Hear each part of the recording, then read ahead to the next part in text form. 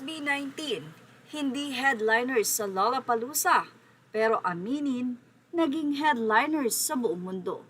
Yes, sa sinasabi nga pong guest ng Lollapalooza, kahit tignan nyo pa po sa mga post nila sa kanilang Facebook, makikita nyo na tanging SB19 lamang ang may pinakamatataas na views, comment, reactions, and shares. Kaya naman sobrang viral ngayon ang 18 ang mga fans ng SB19 dahil na rin sa matinding support na ibinibigay nila at nakafocus talaga sa SB19. Ang matinding fandom ng SB19 ang 18 ang isa sa mga nagiging dahilan kung bakit ang SB19 ay nagva-viral sa social media. Kaakibat nito, maipagmamalaki ang matinding talent hindi lamang sa galing nilang magsayaw, kundi pati na rin sa tindi ng kanilang mga vocals. May kanya-kanya silang galing pagdating sa pagkanta, pero hindi maikakaila na pag pinagsama-sama na sila ay matinding impact ang inyong makikita at energy.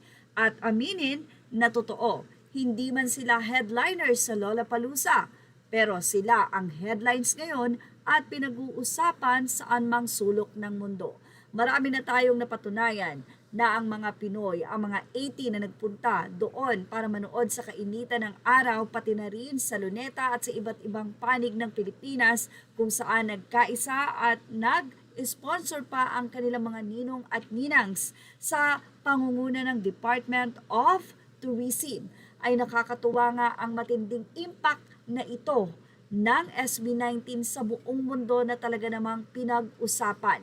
Inaakala nyo ba na ang nasabing stage ng SB19 na yun na sa kainitan ay matindi ang magiging impact sa mga naroon? Yes, given dahil may mga 18 na nandoon.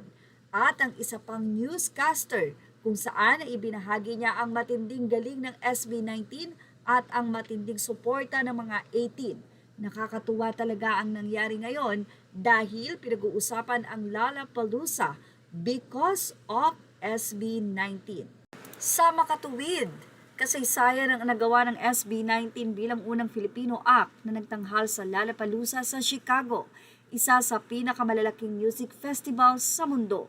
Hindi sila kabilang sa official headliners ng festival. Ang mga headliner ngayong taon ay kinabibilangan ni Chalix XCX, Jenny Lorde, Tate McRae, The Smashing Pumpkins, John Summit at iba pa. Gayunpaman, malawak ang naging positibong reaksyon sa kanilang performance. Maraming festival goers at netizens ang nagpuri sa kanilang live vocals, choreography at stage presence at marami ang nagsabing isa sila sa mga standout performers ng araw. Itinampok din ng Teen Vogue ang makasaysayang debut ng SB19, kabilang ang kanilang pagsusuot ng outfits na inspirasyon ng kulturang Pilipino at ang layunin nilang maipakilala ang OPM sa mas malawak na international audience. Sa kanilang set, nagtanghal ang SB19 ng mga awiting tulad ng Gento, Crimson, Dungka, Dam, Mapa, Wakas at nag-debut pa ng bagong kantang Lawless.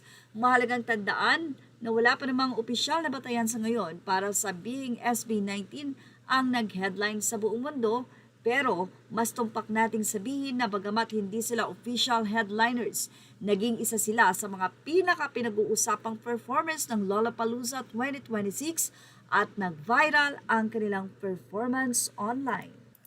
Ano naman ang masasabi nyo dito 18? Ang inyo pong opinion ay mahalaga sa amin, kaya naman ilagay ito sa ating comment section.